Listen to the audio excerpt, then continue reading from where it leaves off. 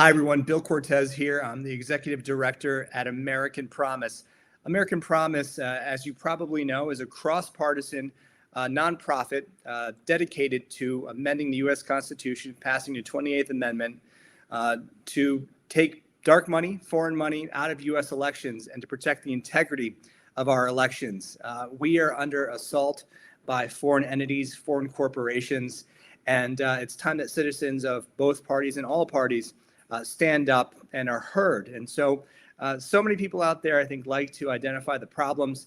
American Promise is here with a solution, and that is addressing the issue of outside money and unlimited outside money in politics that's really corroded our politics. And, more and more we see people on both sides of the aisle recognize this issue, which is why we are going to be at CPAC March 1st through the 4th. We're really excited. It's not our first time at CPAC for American Promise. I'm really honored to be joined here by Jim Rubens, a former state senator in New Hampshire, former U.S. Senate candidate as well up in New Hampshire. Jim has been on the front lines and understands the corroding power of outside money in politics. So, Jim, thank you so much for joining us today. And we're looking forward to seeing you at CPAC as well, where we are going to be at booth 604. So come by. It's going to be hard to miss. We're going to have a pretty big exhibit there, but come by booth 604, where myself and Jim and other AP staff are going to be. So, Jim, thanks so much for joining us today. Absolutely. Well, I'll tell you what we're going to find. The same thing we found last year at CPAC. Conservatives are fed up to the gills with outside money.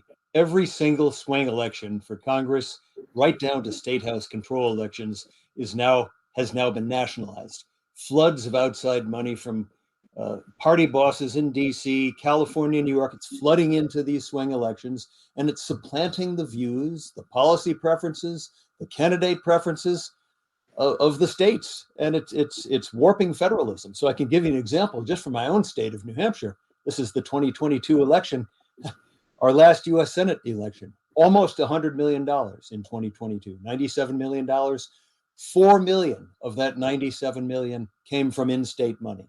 96% of that money came from out of state, came from DC, party bosses.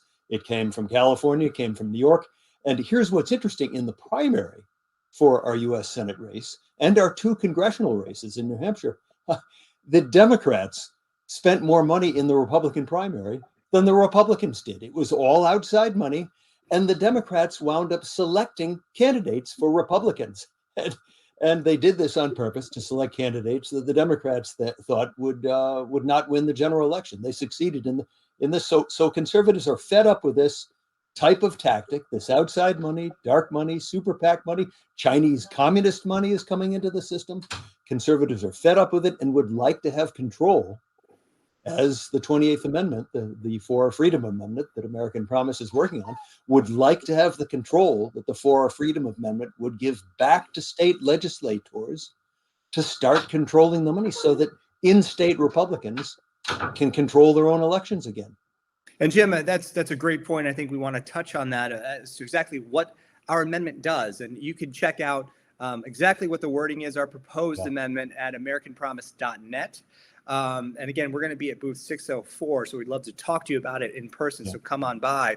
But our amendment would give state legislatures the ability to regulate federal elections within their state. States right now operate and administer elections. When you and I register to vote, we don't register to vote at the National Board of Elections. We go to our local county, which reports to the state. And so we feel that this is a great cause of federalism. This is the beauty of federalism, to allow states the ability to regulate as they see fit or not as they see fit. That's the beauty of federalism, is giving people the ability to govern their states as they see fit. So, Jim, this is not your first CPAC. You've been here before. No. What can people expect at CPAC? What we found last year at our booth, we met dozens of candidates, often candidates for state office, some for Congress. We met many intense Republican activists, conservative activists, and we'd introduced them to the subject, to the fact that this outside money is flooding in. We'd immediately hit a fuse in almost everyone. they'd come forth with examples in their state where New York money, Bloomberg money, what have you, is coming into their state and warping their politics. And it really bothers conservatives. And so then we go to, hey, we have a solution for this.